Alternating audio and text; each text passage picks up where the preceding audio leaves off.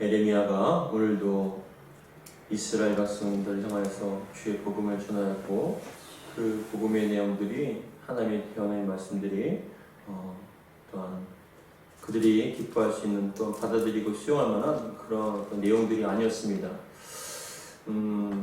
사역자로서 가장 힘든 것은 준비되지 않은 영혼들에게, 마음이 닫혀진 영혼들에게 복음을 전하는 것입니다. 준비된 신령들에게 복음을 전하는 것은 참 기쁜 일이고 감사한 일이고, 서로가 말씀을 전하는 자나 듣는 자나 서로가 은혜 받는 건 참 행복한 일입니다. 그런데 준비되지 않은 신령들에게 말씀을 전한다는 건 참 고역적이고 힘든 일입니다. 왜냐하면 전혀 들으려고 하지 않을 뿐만 아니라 적대적인 감정 가운데 그거에 대해서 귀를 기울이지 않으면 참 힘든 일입니다. 그럼에도 불구하고 하나님께서는 에레미야에게 이스라엘 백성들을 향해서 말씀을 대언하라 라고 얘기를 합니다. 그렇게 대언했는데 수없이 계속적으로 대언하고 또 말씀을 또 대언했는데도 불구하고 이스라엘 백성들이 여전히 교만하고 하나님 말씀에 귀를 기울이지 않고 그 귀를 돌이키려고 하지도 않습니다. 하나님의 심판이 이미 예정되었고 그 뜻을 돌이키려고 하지 않으실 때 중간에 껴서 참 이러지도 못하고 저러지도 못하는 상황 가운데 있습니다. 그러니까 이 에레미야가 19절 같이 그렇게 탄식을 합니다. 뭐라고 탄식을 하냐면은 슬프고 아프다라고 얘기합니다. 여러분, 이게 정말 이 에레미야의 심정이 얼마나 안타까우면 슬프고 아프다는 거예요. 슬프고 아프다. 왜냐하면 내 마음속이 아프고 내 마음이 답답하여 잠잠할 수가 없으니 라고 얘기를 하면서 슬프고 아프고 또 답답하고 잠잠할 수 없다라고 이렇게 얘기를 하는데, 그 이유는 이라고 얘기하면서 이는 나의 심령이 나팔소리와 전쟁의 경보를 들음이로다 라고 말씀을 하는 거예요. 뭐냐면은 에레미야가 기도만 하면 하나님의 심판이 보이는 거잖아요. 환상을 통하여서, 말씀을 통하여서. 그래서 자신의 그 고향, 사랑의 하나님의 땅, 약속의 땅이 그리고 더 나가서 예루살렘 성이 황폐하다는 거.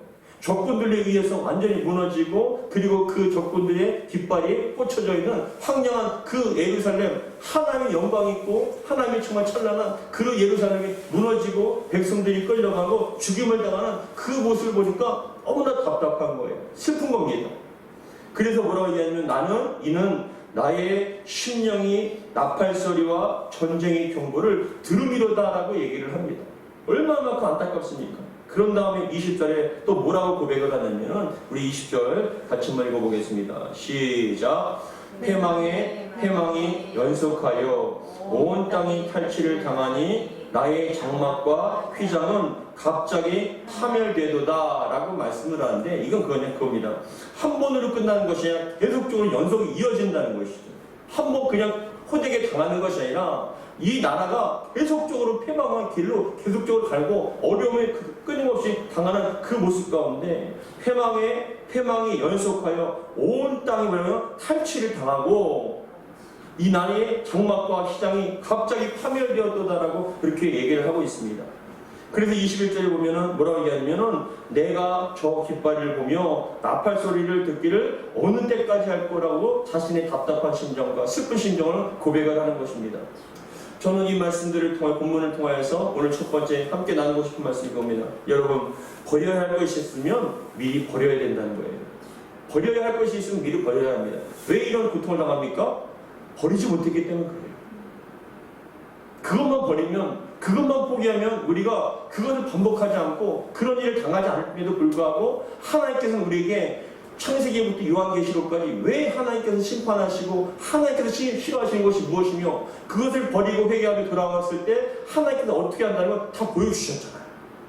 이 말씀을 통해 우리에게 보여주시고, 그리고 우리의 예로서 이스라엘 백성들의 패망과 그리고 포로로 끌려감과 회복과 예수님께서 행하신 모든 일들을 보여주셨습니다. 그렇기 때문에 우리는 여러분 그것에 대해 반복하지 말고, 그거에 대해서 고집 피우지 말고, 여러분 버려야 할 것이 있다면 미리 버려야 될 줄 믿으시기 바랍니다.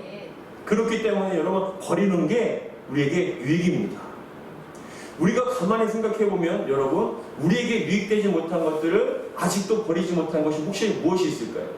죄의 습관이라든지 생각이라든지 아니면 그런 여러 가지 모습들이 있을 텐데, 그것을 끝까지 버리지 못한 사람은 여러분 결국은 아무것도 안 되는 거예요. 예전에 심리학 가운데 여러분들도 그 얘기를 잘 알 것입니다. 여러분, 어느 원숭이가 네모난 상자 안에 손가락에 손을 집어넣을 수 있는 곳이 있습니다. 여러분 잘 아실 겁니다. 그런데 그 속에는 그 원숭이가 좋아하는 과일들이 있었습니다. 근데 하나를 빼먹고 둘을 빼먹고 그러니까 너무 좋은 거예요. 근데 어느 날 이 원숭이가 어떻게 생각을 했냐면, 야, 하나씩 빼먹는 게 힘드니까 한꺼번에 많이 빼먹으면 좋지 않겠냐라고 생각을 합니다. 근데 이 원숭이가 여러분 그런 생각에 한 번에 여러 개의 과일을 집어서 빼려고 하는 거예요. 여러분 빼집니까 안 빼집니까? 안 빼지잖아요. 그런데 신기하게도 저도 그걸 봤는데, 신기하게도 그 원숭이가 깽깽대며 소리를 지르는 거예요. 깍깍 소리를 지르면서 팍 빼려고 하는데 안 빼져요. 우리가 봤을 때 여러분 그 놓으면 되잖아요. 그리고 놓고 난 다음에 하나를 가지면 되는 거 아닙니까? 근데 여러분 그 원숭이가, 제가 실제로 영상을 봤는데 그렇게 1시간 가까이 못 놓고 빼려고 하니까 아프니까 너무 아픈 거예요. 근데 먹고도 싶고, 그러니까 도와달라고 소리를 쫙쫙 지르면서 여러분 안 노는 거예요. 근데 그걸 놓기만 하면, 그리고 하나만 욕심을 버리고 하나만 여러분 빼면 되는데, 여러분 중요한 게 있죠. 버리면 먹을 수 있다는 거예요. 우리도 우리의 삶 가운데 그 욕심을 놓으면요, 그것을 내려놓으면 하나님께서 채워주실 텐데, 그 죄를 버리면, 그것이 아니면 내가 살 수 없는 것 같은 그 쾌락과 즐거움이랄지라도 그것을 과감하게 내려놓으면 하나님께서 여러분 더 좋은 것으로 채워주실 줄 믿으시기 바랍니다.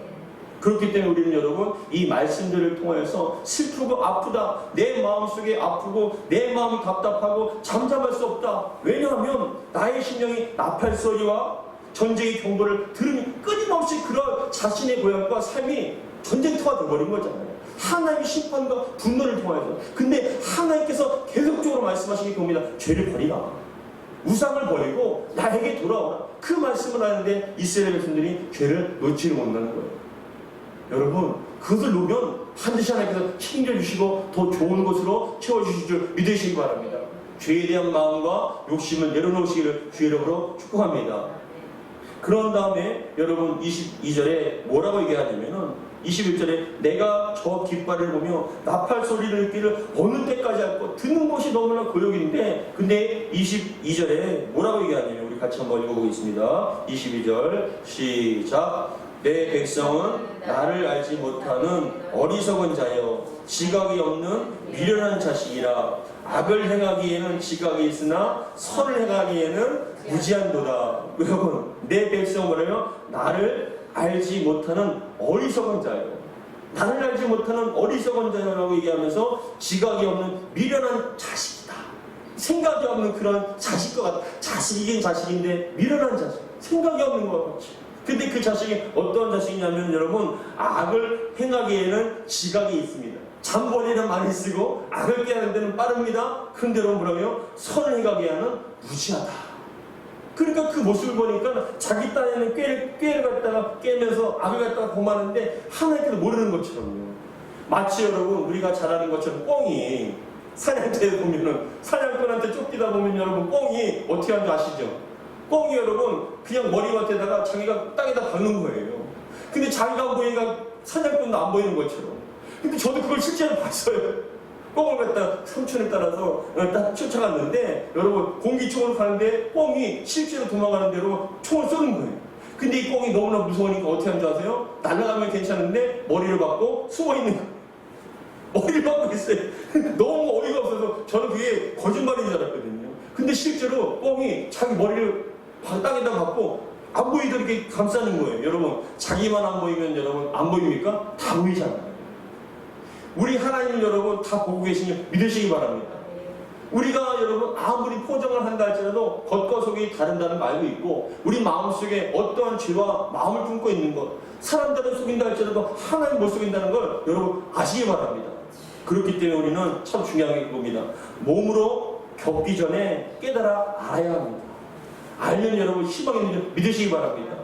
근데 많은 사람들이 그걸 깨닫지 못하는 거에 대해서, 깨닫기만 하면 희망이 있는데 깨닫지 못하는 것에 대해서 희망을 찾지 못하는 거예요. 저도 예전에 제가 알고 있는 집사님, 안수 집사님이 계시는데 그 집사님이랑 참 친했습니다.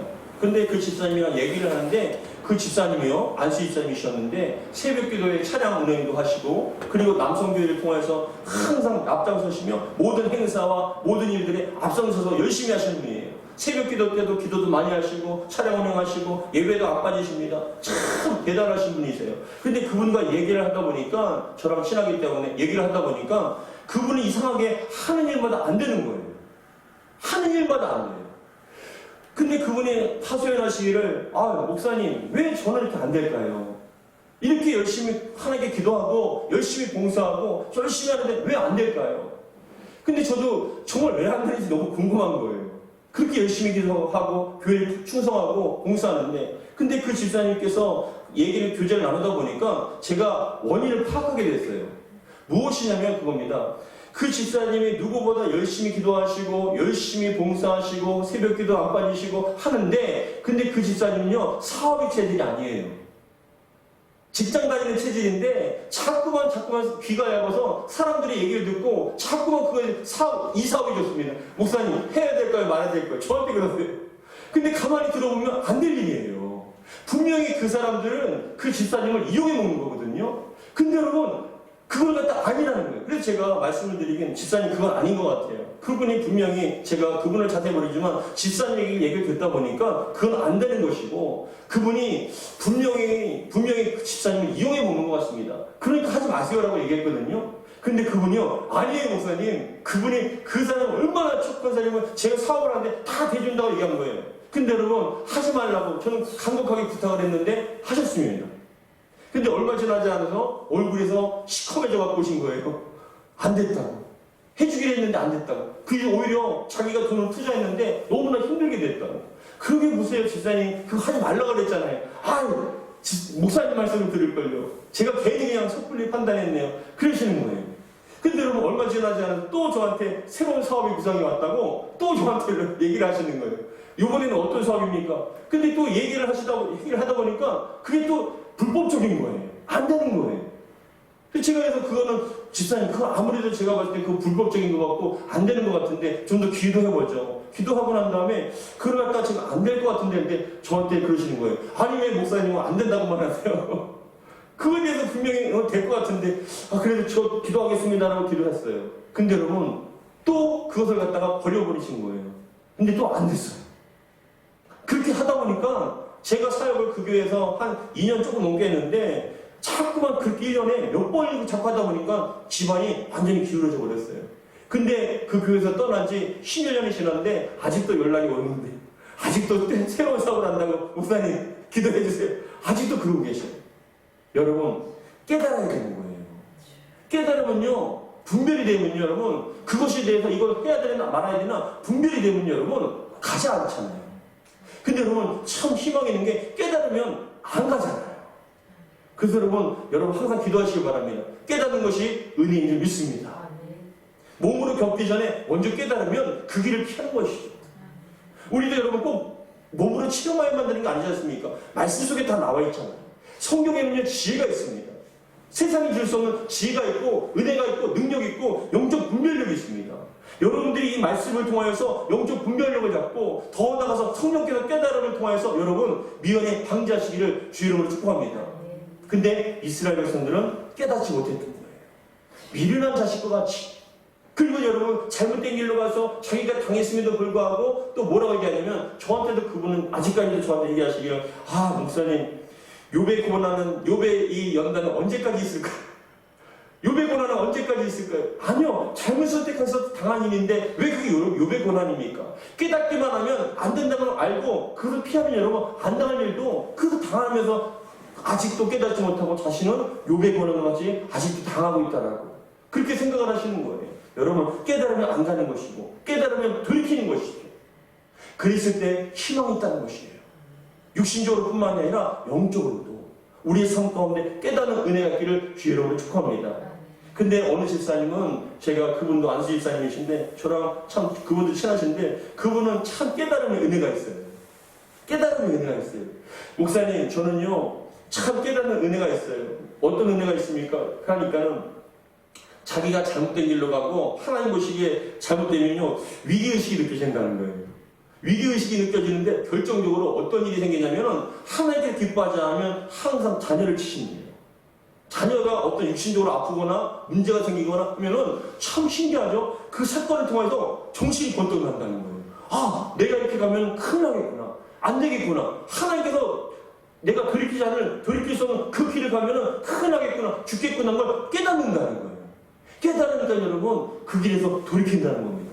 그래서 자랑스럽게 얘기합니다. 아, 목사님, 우리 딸내미가 죽을 뻔했어요. 교통사고에서. 그때 제가 깨달았습니다. 그런 거예요. 그래서 제가 얘기를 듣다 보니까 몇 번이고 산속에 자녀를 통해서 위기가 왔어요. 참 큰 위기가 왔는데, 그래서 제가 조심스럽게 그 집사님한테 말씀을 드리기를, 집사님, 그 자녀를 치실 때에는 그거에 대해서 고맙게 생각하지 마시고, 하나님께서 만약에 자녀를 안 치고 집사님 치시면 어떡합니까? 집사님 맞기 전에 깨닫고 그것을 갖다가 가지 마세요. 만약에 조금이라도 그런 거에 대해서 조짐이 생기고 그런 거에 대해서 느낌이 온다면 절대로 그 길로 가지 마세요. 아무리 욕을 하고 아무리 좋게 보여도 기도하시다가 그것이 아니면 맞기 전에 돌이키세요. 그렇게 권면해드렸습니다. 근데 너무나 감사하게도 그분은 깨닫는 은혜가 있더라고요. 그래서 기도하다가 이 길이 아니면 저랑 상의를 하는데, 목사님 안 되겠죠? 예. 기도해보니까 안 될 것 같은데 안 가겠습니다. 깨달으니까 몇 번 맞다 보니까 깨달으니까 이제 안 가는 거예요. 여러분 다시 한번 축복합니다. 몸으로 겪기 전에 깨달아 알 수 있는 은혜가 있기를 주 여러분 축복합니다. 그런데 21절에 보니까 뭐라고 얘기합니까? 22절에 내 백성은 나를 알지 못하는 어리석은 자예요. 지각이 없는 미련한 자식이에요. 왜요? 지혜의 근본이 하나님이시잖아요. 이 세상의 통치자이시고 주관자는 하나님이신데 이스라엘 백성들은 그걸 깨닫지 못하고 여전히 자기의 길로, 안 되는 길로 가고 있었다는 것이죠. 그래서 하나님께서 말씀하시기를 내 백성은 나를 알지 못하는 어리석은 자요, 지각이 없는 미련한 자식이다. 뭐라고요? 악을 행하기에는 지각이 있지만 그는 머리를 그리고 머리를 쓰는데 선을 행하기에는 무지하다라고 말씀을 합니다. 그런 다음에 23절에 뭐라고 말씀하시냐면, 우리 23절 같이 한번 읽어보겠습니다. 시작. 보라, 내가 땅을 본즉 혼돈하고 공허하며 하늘에는 빛이 없으며 라고 얘기합니다. 저는 이 말씀을 보면서 보라, 내가 땅을 본즉, 그 땅이 어떤 땅입니까?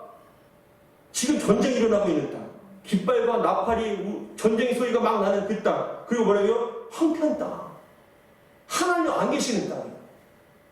근데 보라, 내가 땅을 본즉 뭐라고요? 혼돈하고 공허하다는 건 아무것도 없는 빈 상태를 얘기하거든요. 혼돈하고 공허하며 하늘에는 빛이 없다라고 얘기한 건 뭐냐? 하나님께 떠난 땅이에요. 창세기에 보시면은, 여러분 창세기 1장에 보시면 1장 2절에 보면 뭐라고 얘기하냐면, 땅이 혼돈하고 공허하며 흑암이 깊음 위에 있고 하나님의 영은 수면 위에 운행하시나 얘기했을 때, 하나님께서 임하셨을 때 질서가 생기는 거예요. 하나님께서 안 계시면 여러분 혼돈하고 공허하다는 것이죠. 여러분 그걸 여러분 느끼십니까? 참 신기하게도 그런 경우가 많습니다. 성령의 사람은요, 그가 사람이 가면요, 참 신기하게도 그렇게 얽혀있게 복잡하게 묶여있는 것도요, 그 사람이 가면요 풀려져 나가요. 너무나 힘든 문제도 기도하는 많이 하는 사람과 성령이 충만하고 하나님의 지혜가 있는 충만한 그런 분은요, 그분과 얘기하다 보면요 빛이 임하게 돼요. 지혜가 임하게 됩니다. 그걸 느끼게 됩니다. 그러면 그렇게 복잡하고 문제가 되고 그렇게 꼬여버리고 섞여버린 것도요, 그분과 대화를 하다 보면 어떻게 되면 풀려져 나가요. 질서가 생깁니다. 그리고 내 안에 있는 어둠이 물러가고 그분 안에 있는 빛이 임함을 통해서 자꾸만 선명하게 되고 질서가 잡혀지게 되는 거예요. 근데 오늘 말씀처럼 보라, 내가 땅을 본즉, 어떤 땅이라고요? 하나님께서 함께하지 않는 땅, 하나님께 임하지 않는 땅은 뭐라고 얘기합니까? 혼돈하다는 것이에요. 여러분들은 지금 혼돈하십니까? 여러분 지금 이 세상에 혼돈합니까? 아니면 질서가 잡혀 있습니까? 전 세계를 보십시오. 전 세계에 지금 혼돈이 임하지 않습니까? 근데 전 세계적으로 많은 사람, 시대가 악하면 악해질수록 하나님을 경외하고 따르기보다는 하나님을 두려워하지 않고 하나님을 떠나고 예배하지 않는 그런 모습들이 점점 더 강력하게 역사하지 않습니까? 자신들의 지혜와 과학과 문화와 경제가 뭔가가 대단하고 인간이 할 수 있는 것처럼 보이지만 하나님께서 떠난 땅은요 혼돈이 있는 거예요.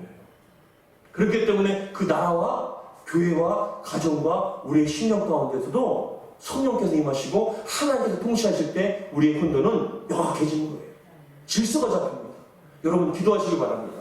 여러분 가정 가운데, 여러분 생각과 마음 가운데 성령께서 임하시고 말씀의 은혜가 임하셔서 하나님의 지혜로 말미암아 혼돈이 사라질 수 있도록 분명하고 명확하게 분별을 갖고 질서를 찾아서 내가 해야 할 것과 안 해야 될 것과 내가 무엇을 해야 될지를 정확하게 분별할 수 있는 그런 명확한 은혜가 있기를 주의 이름으로 축복합니다.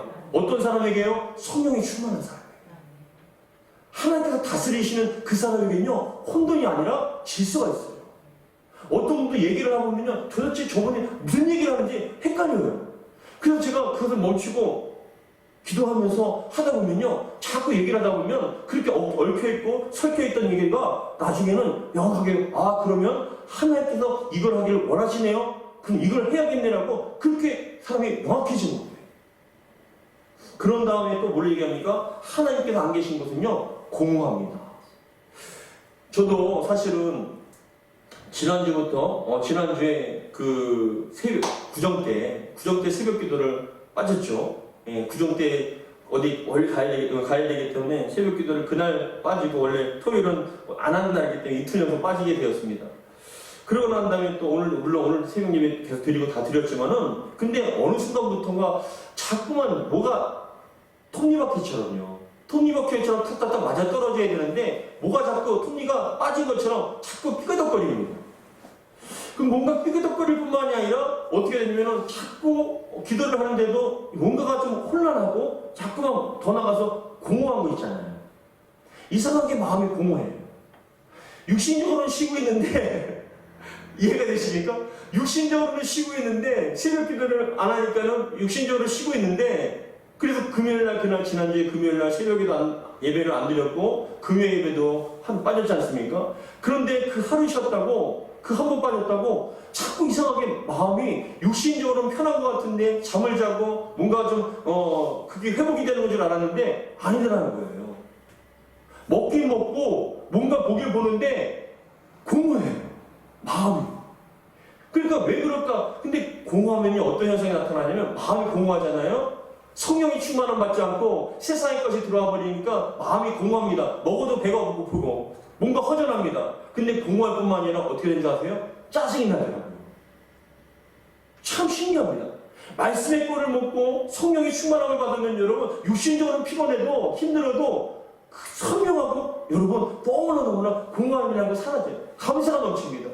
근데 그 신령 가운데 하나님께 다스리지 않으면요 성령의 충만함을 받지 못하면 육신적으로 편안해도 편안한 게 아니에요. 왜요? 내 영이 공허하니까. 공허할 뿐만 아니라 어떻게 돼요? 짜증이 납니다. 무질서하게 돼요. 그러니까 정신을 바짝 차리고 정신을 차리고 난 다음에 다시 새벽 기도에 붙잡고 기도하는데 여러분 그거예요. 우린요 하나님께 통치하실 때 비로소 질서가 잡히고요. 하나님께서 충만할 때 우리의 공허함이 사라지게 됩니다. 더 나아가서 우리에게 감사가 있을 수 있는 건요 어떤 육신적인 것과 어떤 물질적인 것과 어떤 감사이 아니요 주님 때문에 감사합니다. 주님으로 말미암아 감사할 때 진정한 내 마음에 체험이 있고 감사가 넘칠 수 있다는 것입니다. 저는 이 말씀을 보면서 정말 느꼈습니다. 여러분 보라 내가 땅을 본즉 그 땅이 어떤 땅입니까? 슬픈 땅. 하나님께 통치하지 않는 하나님의 영광이 나가버린 떠난 그런 땅인 여러분 어떻게 됩니까? 혼돈합니다. 공허합니다. 하늘에는 빛이 없습니다. 빛이 없으니까는 어디를 가야 할지 찾지 못하고 이리저리 우왕좌왕하며 한 걸음 한 걸음이 두렵습니다. 그렇죠? 어둠의 칠흑같이 어둠 가운데 아무것도 보이지 않는 곳에 여러분 한 발짝 한 발짝 가는 게 얼마나 부드럽습니까? 저도 사실은 아까도 화장실 가는데 제가 그냥 매일같이 왔다 갔다 하는 길이잖아요. 매일같이 수십 번 왔다 갔다 하는 길인데도 눈을 감고 가면 여러분 혹시라도 부닥칠까봐 중간문에 교회 그 유리문에 부닥칠까봐 그냥 두려운 거예요. 눈을 뜨면 어떻게 되냐? 바로 눈앞에 있는 게 선명하게 보이잖아요. 앞이 보이지 않는 칠흑 같은 어둠엔 여러분 한 걸음 한 걸음이 두려운 것이고 공포가 있는 것입니다. 근데 그 어둠 가운데 성령의 빛이, 말씀의 빛이, 은혜의 빛이 탁 임하게 되면 어떻게 됩니까? 선명해지죠. 분별을 갖게 됩니다. 두려움이 사라지게 됩니다. 그렇기 때문에 여러분 우리는 예배의 사람이 되고 은혜 받아야 될 사람들입니다.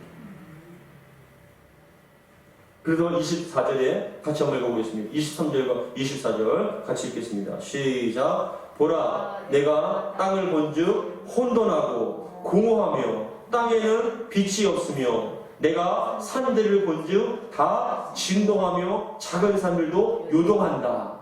그러니까 하나님께서 떠나신 그것은 여러분 뭐라고 하냐면 24절에도 내가 산들을 본즉 다 진동한답니다. 여러분 산이 어떻게 진동하겠습니까? 근데 지진이 나니까 진동하더라는 거예요. 작은 산들은 요동을 한답니다. 여러분 근데 하나님께서 안 계신 건요 늘 마음이 불안하고 진동을 하는 것 같아요. 불안감을 요동함을 채울 수가 없어요. 성령의 충만함 받지 않으면요 꿈을 꿔도 참 뭔가 찝찝한 것 같고 뭔가 개운하지 못하고 참 힘듭니다. 근데 참 육신적으로 힘들어도 성령 충만하고 기도 충만하고 말씀 충만하면 여러분 편안할 수 있잖아요. 그래서 25절에도 보니까 뭐라고 얘기하냐면 25절 같이 한번 읽어보겠습니다. 시작. 내가 본즉 사람이 없으며 공중의 새가 다 날아갔으며 보라 내가 본즉 좋은 땅이 황무지가 되었으며 모든 성읍이 여호와 그의 맹렬한 진노 앞에 무너졌으니 27절 같이 읽겠습니다. 시작. 여호와께서 이와 같이 말씀하시길 이 온 땅이 황폐할 것이나 내가 뭐라고요? 진멸하지는 아니할 것이며 라고 얘기합니다. 세 번째, 진노 중이라도 긍휼을 베푸시는 하나님을 바라봐야 된다는 것이죠. 진노 중이라도 하나님께서는 여러분 진노가 목적이 아니에요. 심판이 목적이 아닙니다. 회개가 목적입니다. 온전히 바라섰을 때 주님께서는 여러분 우리를 기뻐하시는 거예요. 여러분 사랑하는 자식이 될수록 잘 되길 원하잖아요. 근데 그 자녀가 잘못된 길로 가면 쳐서라도 혼내서라도 돌이킬 수 있기를 그것이 부모의 목적이듯이 우리 하나님께서는요 이 땅에 돌아오길 원합니다. 우리가 하면 정말 잘 살기 원하십니다. 근데 그 잘 사는 이유가 뭐냐면은 하나님을 온전히 예배할 때 관계가 회복되어질 때 온전히 경배할 때 우리는 잘 살 수가 있는 것이에요.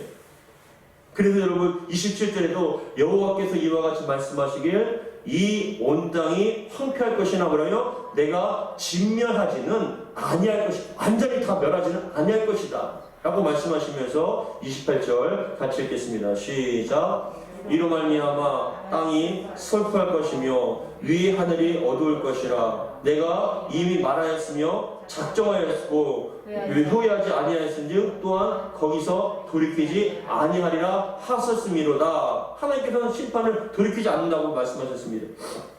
근데 30절에 보니까 여러분 그 와중에도요 인간적인 수단과 방법으로 하나님의 진노를 막으려고 한다는 거예요.